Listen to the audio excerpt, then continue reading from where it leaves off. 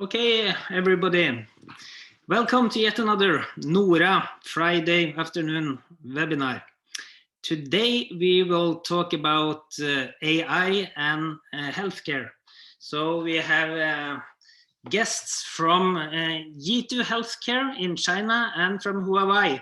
So please welcome to all of you. As you know, AI is important in healthcare. A lot of diagnosis is through image recognition, and this is one of the really good topics for AI and machine learning. So we can really benefit a lot from applying AI to healthcare. And especially in Norway also, we have a lot of good health data. So this is an important topic also in Norway. Today we have three guests. That's Echo Lee. She is a marketing manager of YITU Healthcare and a former researcher at the University of Hong Kong. Next is Feifei Wang. She's a director of overseas market at YITU. So hi to you. And the last guest is Goran Likanen from Huawei. He is a chief digital officer and industry director at AI and cloud for Central Europe and the northern countries, right? Yeah. Hello, everybody. Exactly. So those three will be happy to answer questions after the talk. So please write in your questions in the chat menu here or use the Q&A button. And they will happily answer questions after the talk. First, we will have 20 minutes of presentation and then a live demo of 10 to 15 minutes. So the speaker will be Echo Lee. Please, Echo. Hello, this is Echo Lee, and I'm very glad to be here and to present our company and the solutions to all of you. So I will just start now. YITU is one of few companies that have full stack AI technology, and we have won multiple global champions. So first is in the field of computer vision. We have won 3 consecutive championships in FRVT competition, which is the golden standard in the field of computer vision. And this competition is hosted by the National Institute of Standard and Technology of the USA. And the second core skill we have is the voice recognition. Last year, we won the championship of Global Voice to Print Recognition competition. And the third skill we have is in natural language processing. We have published our research paper in Nature Medicine as co-first author. And in this paper, we developed an AI doctor which can do the which can diagnose the pediatric disease. And this paper has the highest impact factor in the field of NLP that analyzes Chinese medical data. Although we are a startup, we have won global acknowledgement. Last year, we were selected by MIT as 50 smartest companies in the world. And as early as 2018, we were reported by the New York Times, and in the article, we were compared with Amazon. And now our headquarters is in Shanghai, and our healthcare is based in Hangzhou, and our business has expanded to a global landscape. We established our research center not only in mainland China, but also in Silicon Valley and Singapore. And now our customers also distributed in Southeast Asia, Middle East, Europe, and Latin America. So the above mentioned achievements are not from nowhere, that we really highly value the innovative research. Now, so far we have gained over 170 published patents, and among the patents, over 80% of them are invention patents. And now we also have over 200 registrations of software copyrights. Last year, there is a global digital healthcare patents ranking, and we were ranked in the top 50. You could see the screenshots, and as what I circle in the red color is YITU, and we were like in the same ranking, like you can see Bayer, Samsung, like this kind of big brand company. And also we have gained the worldwide certifications like the CE mark from Europe, the CFDA mark from China, and also HSA from Singapore. There's all highly recognized certifications.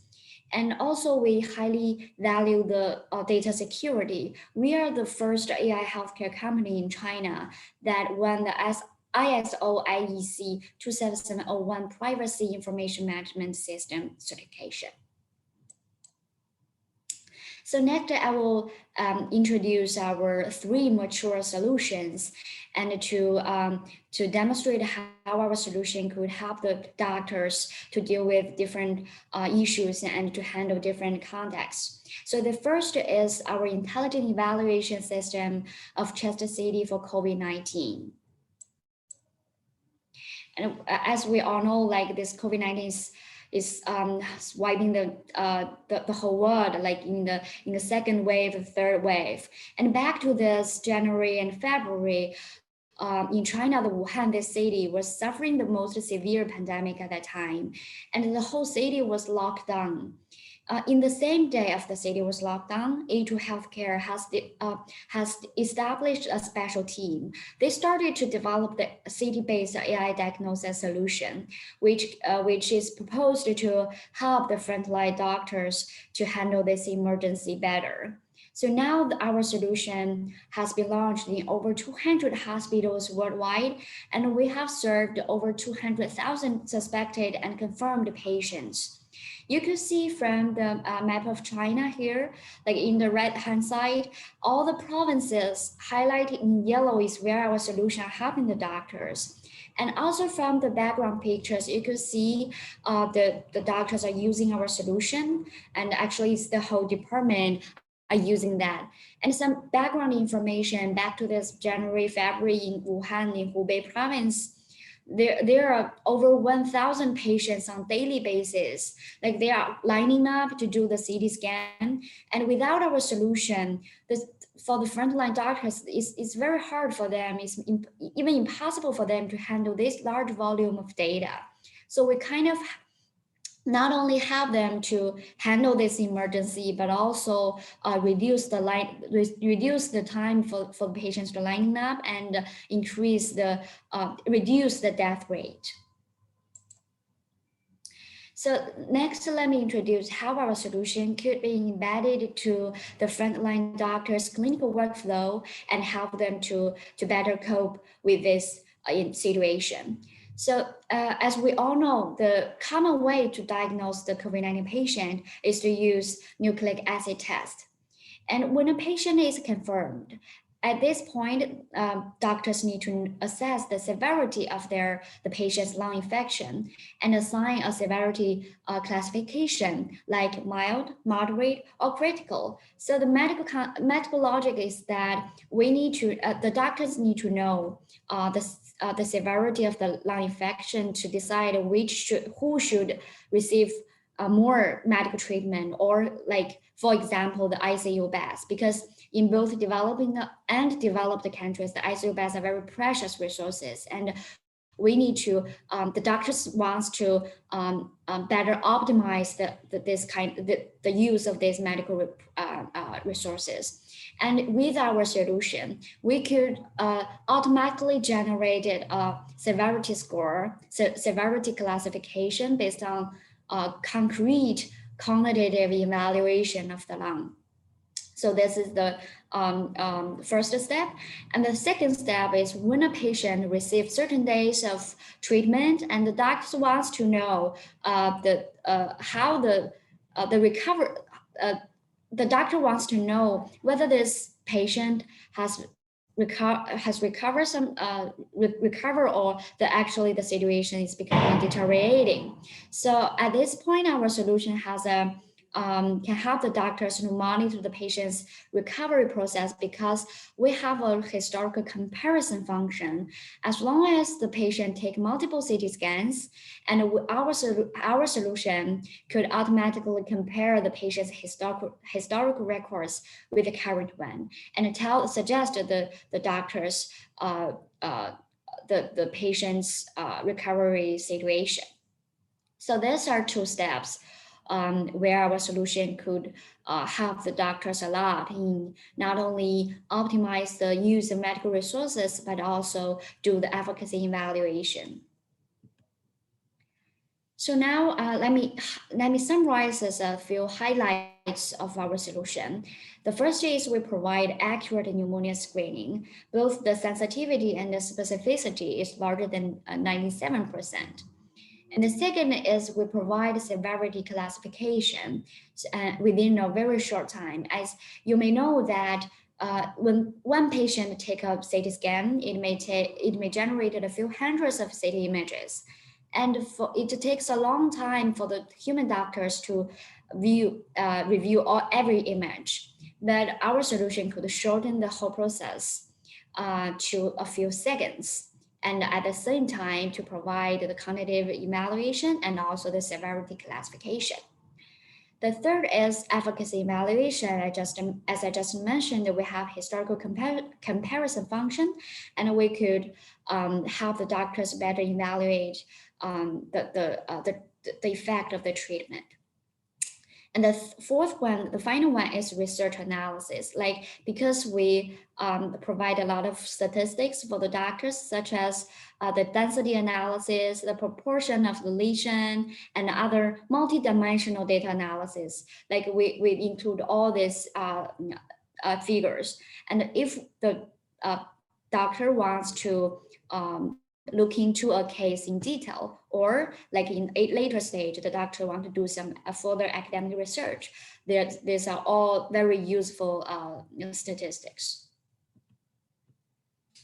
So now our solution has go abroad and help the overseas doctors. And here's some screenshots showing that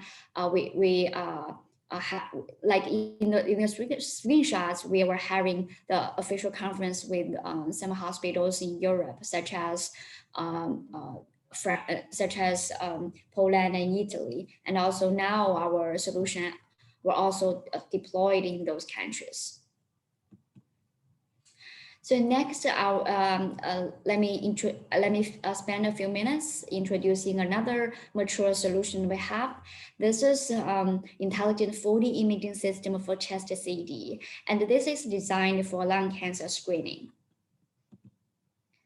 And this is the product interface. You could see, like in the major panel, we have a lung image, and we will circle the nodule for the doctors to remind the doctors. And in the right-hand side, there is a panel, like there is a list. We will list all the nodules for the doctors, and at the same time provide the size, location, features, characteristics, CT value, and the risk score of the nodule. So all the information are there. And finally, we summarize all the image finding for the doctors.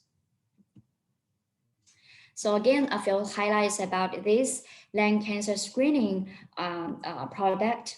So the first is quantitative analysis. As you can see from the previous slide, we have a lot of quantitative figures about the nodule, and as I just mentioned, the size, volume, and the density. And the second is efficiency improvement. I got this figure from our one experiment we have with another hospital we are cooperating with. So on average, we could improve their efficiency of doctors in image interpretation by 30%.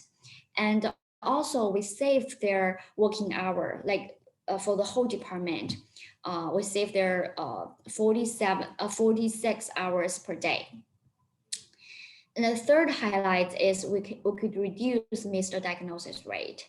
So the background is that, like in the chest CT, there are a lot of mini nodules. They're too tiny for the doctors, human doctors, to recognize, but AI could do that. So without using our solution, this is also an experiment like we have with a hospital I cooperated with.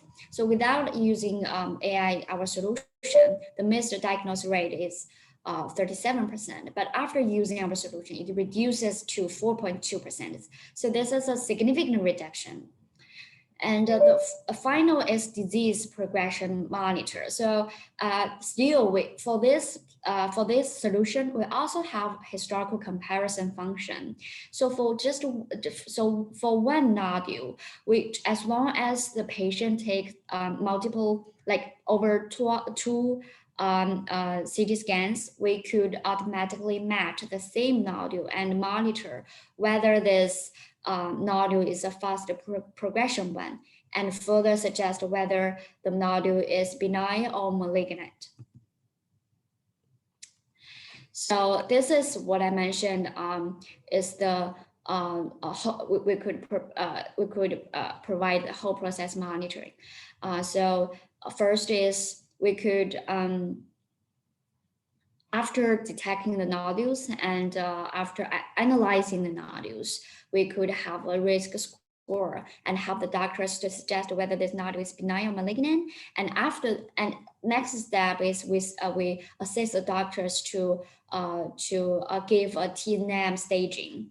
And final is the disease progression assessment. As you can see from the screen, a few photos here, like when the patient have more than one CT scan, we could compare, compare the historical records with the current one and help the doctors to do the management, disease monitor management. So because we have the ability for the whole process management, patient management, we're able to launch this large scale of early cancer screening program. So the medical context that for cancer patients, when they develop some symptoms, it's already in the middle, late stage. But the motivation that we want to launch this program is that we want to catch up the cancer in the early stage. So we cooperated with some provincial level hospitals and then expand to the county level hospitals and launch this program. Let me give you two examples showing that how this program works. So the first case is for the 72-year-old woman. Like for this woman, in the very beginning, she did not have any symptom, but we still convinced her to join our program and to do the CT scan. And in the CT scan, our AI solution once that found a nodule in her lung, and once that this nodule is highly possible a malignant nodule. So this woman had an operation, and the pathological examination result confirms our AI's diagnosis. And in the second case is a 70-year-old man. Like this man in the first CT scan, we found a tiny nodule in his lung. And at this point, doctors suggest that maybe because the nodule is too tiny and he did not need any further medical treatment. So the doctor just suggested him to come back to do the second examination a few months later. And after some time, and the man did come back. And in this stage, in the second time, our solution automatically matched the previous nodule and with the current nodule, and found it is really a faster progression nodule. And so, and further, our AI warns that it's highly possible, highly likely a malignant nodule. So he did the operation also, and the pathological examination also confirms our AI's diagnosis. So that's how this early cancer screening program works. And our AI really helps the doctor, empower the doctors and also some hospitals to handle this large scale of program. So the previous solutions are based on CT, and the third solution I will introduce next is based in X-ray.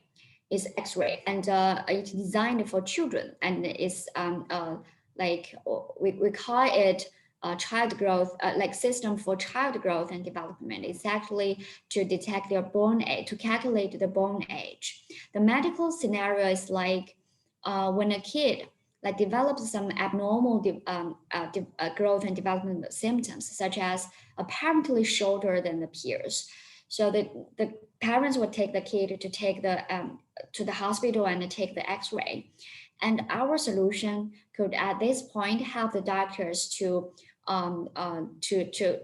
do the bone age calculation from the very first identify the bone structure to the very end to generate the customized growth and development report.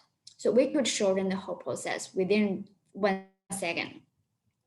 And moreover, like we also support like three ways of calculation. That's all based on international methods of calculation. So the doctors could choose themselves which way they prefer.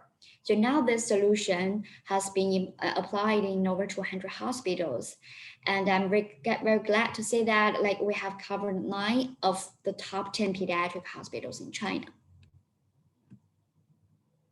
So here is the free assessment activity we launched cooperating with another hospital in China, and here's a statistics. We did an experiment. So without our AI solution, the doctors could handle 100 patients using 12 hours without lunch, without dinner.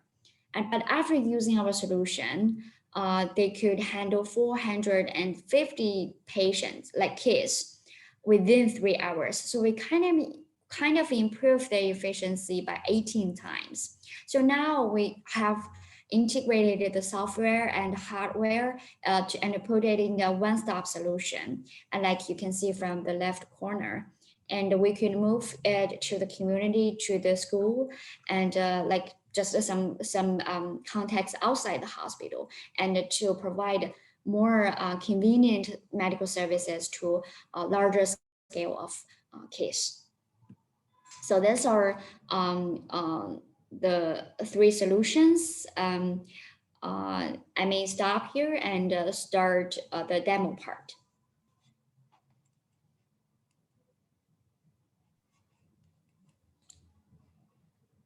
Thank you, Echo. So you will just start the demo now then? Yeah. Great. Can you see the screen, the demo screen? Yes, here. Okay. So this demo, this product interface I'm showing is the CD chest CT platform for COVID-19. And you could see in the middle panel, this is lung image. And for the doctors, they can just roll down the button and to see every image of the lung. We will highlight, like we will use some color to tell the doctors, okay, this is the infection areas. And we'll use different colors to mark because it actually means different severity situation. For the blue and the purple color is kind of ground glass. It's kind of a mild symptom, but for the red part, like it means it's very severe infection. So let's come to the left panel. So in the left panel, we show the CT value, like we show the CT distribution of the different severity situation. And in the below, we have 2 tables, and to show more statistics for the doctors, like average, median, and peak. There's all CT value of right lung, left lung, and both lungs. So we separate it. And we also support some customization. For example, the doctors wants to design this table according to their willingness, and they could do that also. And for the whole lung analysis, we could see two distributions in the for the right lung and the left lung. The solid line here means the lung density for a normal lung, and the green histogram, like a green shadow here, is the density for infected lung. So we can see if the gap between this line and the green shadow is very large, it means the severity will be very severe.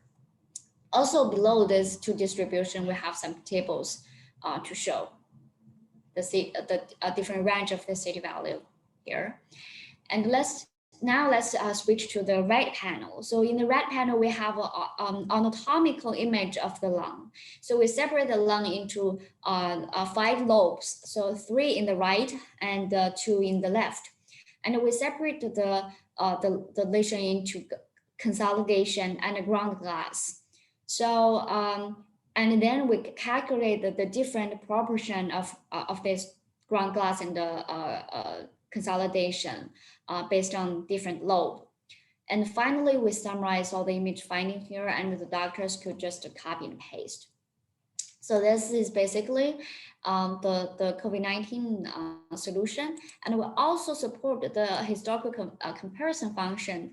Like we have, like this is a history, like it's taken, the city is taken, was taken in this February 18th. And this one is in the February 21st.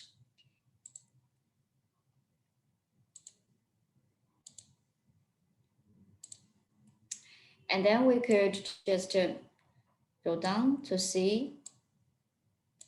And again, it's similar to the previous interface, but in this one, because we have a comparison, so in the distribution, we also have a comparison. We could see what's the what changes between the historical records and with the current one. And for the lung analysis, we also have this one, like we could see for the current one is this shadow, the historical one is the green shadow, and the solid line is control, is the normal lung. And in the right panel, we mark the changes of this infection. For example, like if it increases, if like we use red color, like you could see here very clearly. And also in the right corner, like right upper corner, this is where I say, I mentioned the severity classification. So based on these figures, these numbers, and we assign the moderate classification to this patient. So this is the for the COVID-19 solution. And next, I will show the demo for the lung cancer screening solution. So this, I just showed the product interface in the slides, but here I will show you how to like operate. So again, this is very simple, just by rolling down the button. And for example, this nodule we circle here, like when I put my mouse here, like it will show the size of the nodule. And here, because the nodule, you see, based on these figures, we judge that this nodule is high risk. Like for other nodules, it's like low risk. Yeah, and it's actually very easy to use. And also we have some more functions for the doctors to use that, like the doctor could, yeah, like could measure, like because like when the doctors want to look into some areas in details, you could use this to see like more figures. And now let's do the comparison module. Like this is still like the patient has twice, like has taken the CT scan twice. So we could see this, for example, this nodule, and this is let me see. This is in the July, and this is the historical one is in the June. So we label the information in the corner. So we in the list we show the changes of the nodule. For example, the size, the changes for all the information, the size, the location, and also we indicate the doubling time. So the doubling time is for the doctors is very important indicator to judge whether this nodule is a malignant nodule or not. So we also label this very important information here, and also we support customization if the doctors think, okay, there are more characteristics about the nodule. The doctors could add more things here. So still, like no matter in the major panel or in the competitor mode, we support we will summarize all the image findings for the doctors for their either copy and paste. And next, let me show our bone age evaluation solution. So this is also very easy to use. You could see in the major panel is the left palm of the kid, and we will we will have different labels here, like based on the development stages of each label and each part of the palm. We give a classification, like in the radius, we classify as the development status is F. And after labeling all this classification, we calculate the final final bone age. And we have also one very useful dictionary function is, for example, when after I open the dictionary function, when I clear into the F, in the left it shows here. In the left it shows, okay, what the bone should be like if it's in the classification class F. And also for the bone age evaluation system, we also support the, if the kid takes multiple X-ray, we could also show here. For example, this kid has taken 3 times. So the first time is in 2016. Sorry.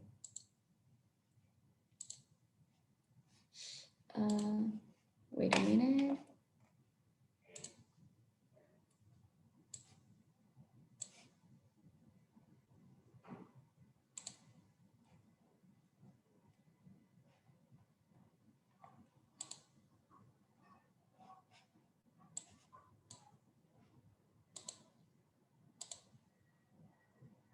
Yeah, like in the 2016, like we have a calculation here, and we could monitor this kid's growth status. Like this is in the 2017 and 2018. Yeah, so we could see we could monitor the kid's growth and development status. So these are the 3 solutions, like the demo part for the 3 solutions. Maybe I will stop here to see whether you have any further questions, and we are very happy to answer that. Thank you very much, Eiko, for a very interesting talk. So please, participants, write questions in the chat box or or use the Q&A button. I will start because this is very interesting, and I will start. Maybe also if Goran and Feifei will come up and I can see you, I can ask questions to all of you guys. But first, do you have, because NORA is a collaborative network in Norway between universities, and we also want to collaborate with the industry then. But do you have such collaborations? Do you collaborate with universities in China on these projects, or only hospitals, or how do you do this actually? Yes, we have like, yes, we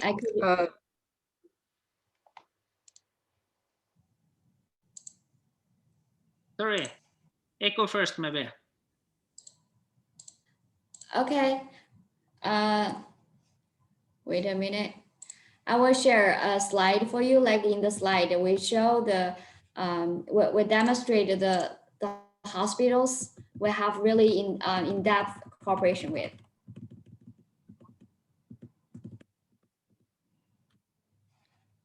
Share the screen.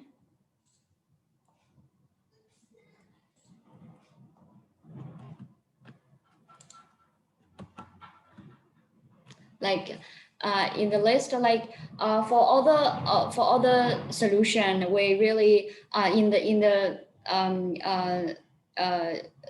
very early stage, we cooperated a lot of very prominent hospitals in China, and like, you know, for developing an AI solution, we need some golden standard in the very early stage. So that's we invite all the very experienced doctors to be the golden standard and let their AI to learn. And when AI develops to a very mature stage, and they could, the performance will be very high. So in the very early stage, we really have a lot of cooperation, in-depth cooperation with a lot of hospitals. Like here are some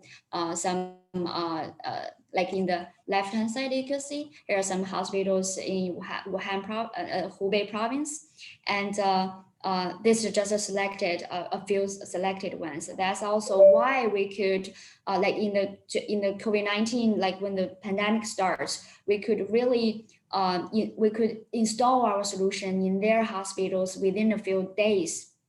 Yeah, because like before this pandemic, we already have very in-depth cooperation with these hospitals.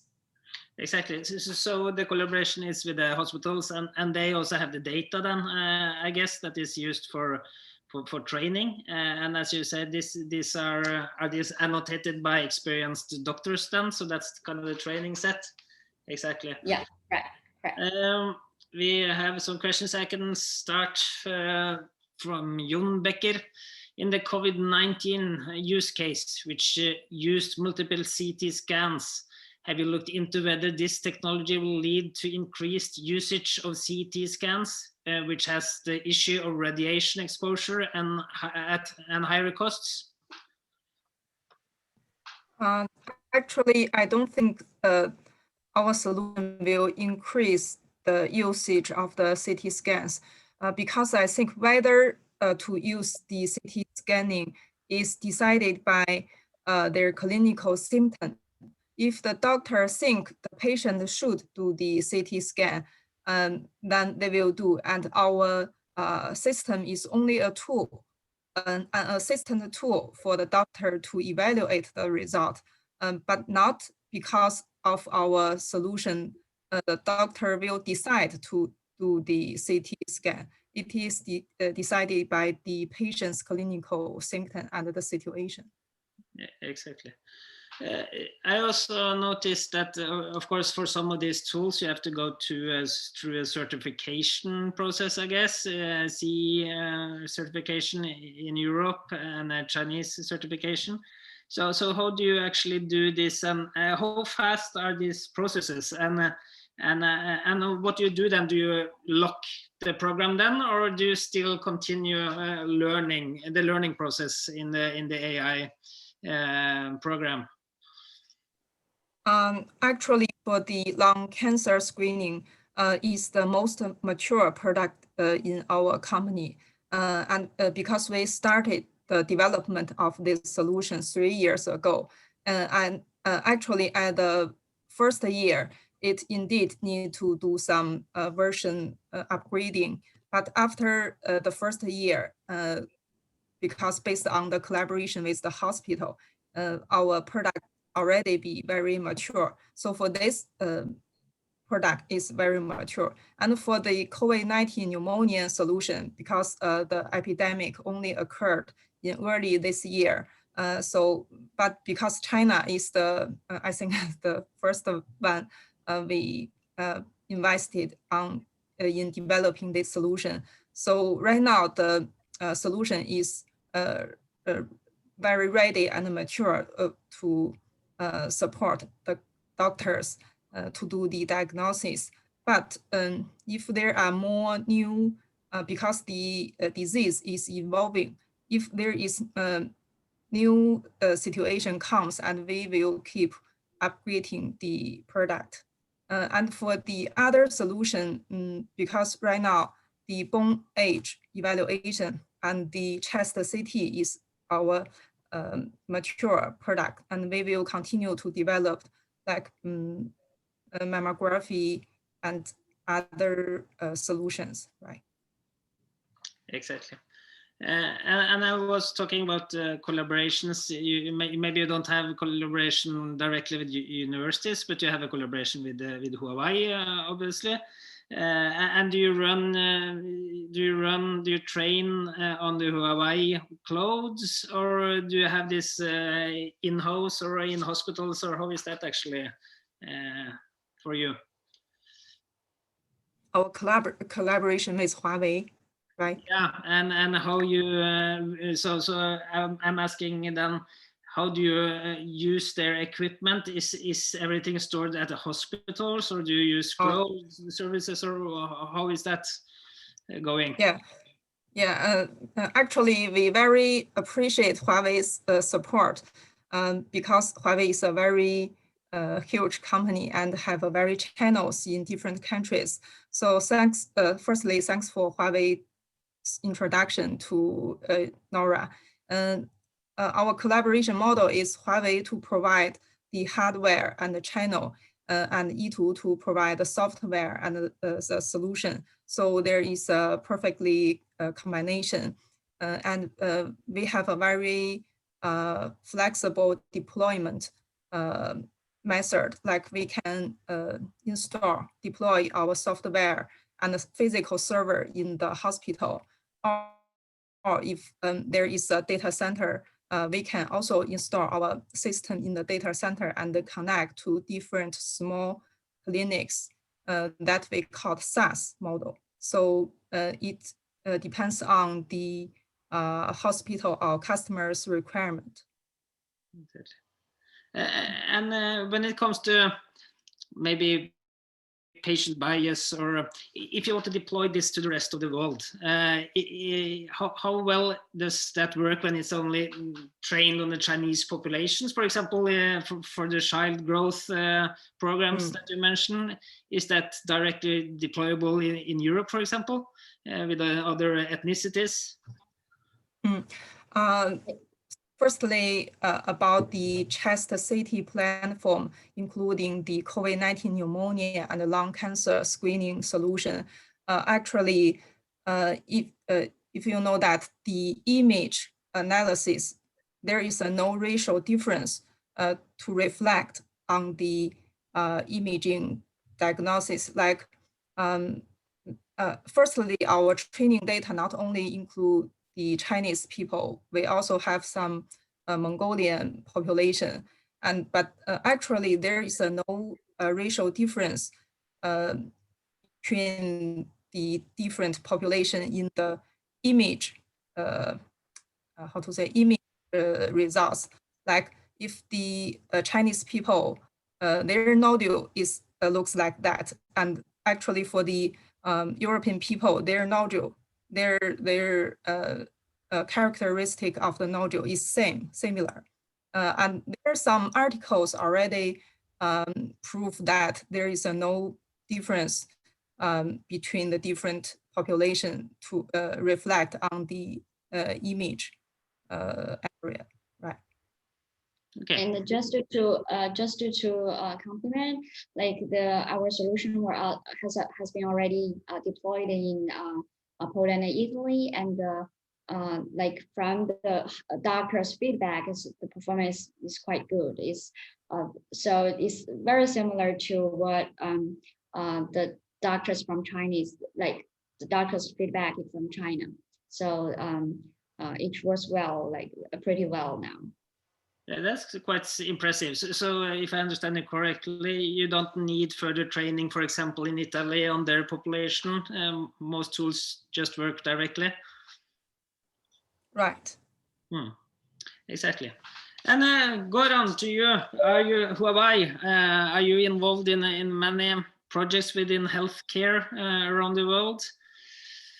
Well, generally, yes. As you probably, our guests today know, we are not only, let's say, focused on AI. Generally, we are covering a lot of different technologies in our product lines.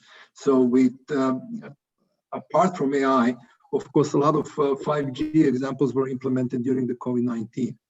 And it was, of course, helping because this kind of data, when it's going through the network and you need to build very mobile hospitals, wireless is helping a lot.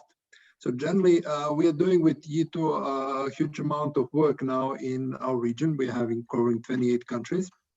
And one of the cases that I cannot mention the country, but I can mention the case, we are concerning centralizing whole diagnostic evaluation that you just saw on the country level in the national data center. And it will be based, like Feifei already said, on the cloud or SaaS. But this, of course, data center is government data center, and it's already centralizing all the images around the country.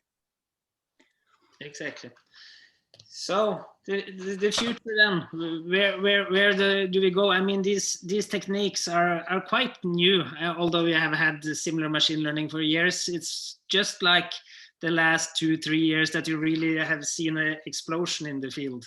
So I noticed that you do not only do image recognition, you also do other fields like natural language processing. So do you use these techniques also within hospitals, or is it more general, or what's your plans in those fields? NLP, the natural language processing, is one of YITU's very advanced technology. Well, because it's based on the lots of the text. So right now, the image, because we have our company have a 3 product line. First is the imaging product line. Second is the big data, and third is the intelligent internet hospital. For the NLP and big data, because it's very more related to the medical data. Our technical can provide very strong support if the hospital agree, because it need to access to lots of the context and text document record of the hospital. Yeah. So if you want to add, you can. Yeah, I just want to mention that generally we, as a Huawei, we're involved in a lot of these projects because digitalization in the hospitals are very now important, and of the CAs and generally for the future. So that's something that, of course, will be in the next few years. I think one of the focuses in healthcare. This is what we see on the national strategies in all of the countries. And just to mention, maybe because Feifei and I were very focused on, let's say, solution part and training of the model, but in general, Huawei, as I'm aware, YITU is mentioning this even in the description. Yes, we are working with universities and we are collaborating with universities, of course, in terms of AI research parts. So, and of course, Echo and Feifei are coming from universities in terms of research, and there is a lot of scientists from both sides, because today having the companies working in high tech, it's impossible not to have direct cooperation between universities and this, because, for example, only as a Huawei, we have about 200,000 people working in Huawei, and 50% are R&D. So, of course, if you have this amount of people coming from research environment, there is a lot of professors still active in university, and of course active in our companies as let's say, experts and scientists. Exactly. And I also know, Goran, that you have a long background from Boston and from MIT and innovation.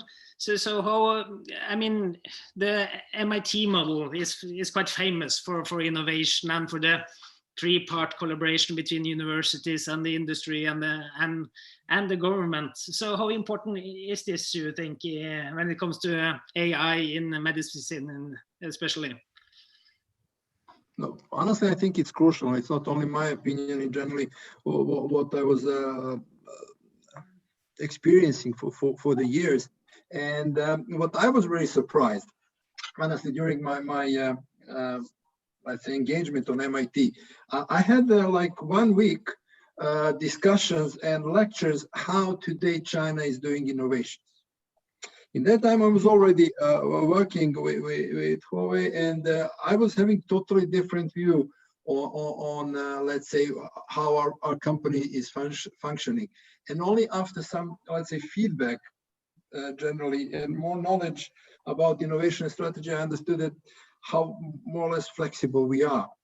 So US and generally the academic, let's say, society is now learning approach that is coming from China. And I can tell you, maybe we can discuss in separate some workshop. There is 10 different approaches that the MIT defined in a China innovation model. Of course, smart copy paste is the first one, but of course the other ones are bringing, of course, let's say, this innovation environment very fast, and it's incredible. And I'm very glad that there is more and more Chinese company on the market, and I really want to congratulate YITU first having this visibility, not because of collaboration with us, but generally, as you saw, classified by the MIT, one of the 50 smartest company in the world, and of course going through all this hard certification, as you know, that can be different from country to country in a medical area. This is one of the biggest barriers of this kind of implementations. And what I can say is that this is really working, and I'm glad that generally, let's say, Europe is more and more open in this kind of these smart solutions and to learn. This is like a trend that I am experiencing last 2 years, that before nobody was interested in cases coming from China. They said, tell me what's happening in Europe. Yeah? Now I'm getting the first, can you share with us what's happening in China? What's new there? What are the cases? So I think that we can learn from, from Europe from China and China from Europe. Yeah, absolutely. And what would you say is the biggest difference between the Chinese innovation ecosystem and the typical European innovation ecosystem? Actually, I think the innovation is an ecosystem. We always call it public sector, private sector partnership. We call it PPP model, 3P model. Like the public sector is the government, and the private sector is the company like Huawei and YITU. Because only has the public sector and private sector to make effort together, it can build a suitable enabling environment for the innovation.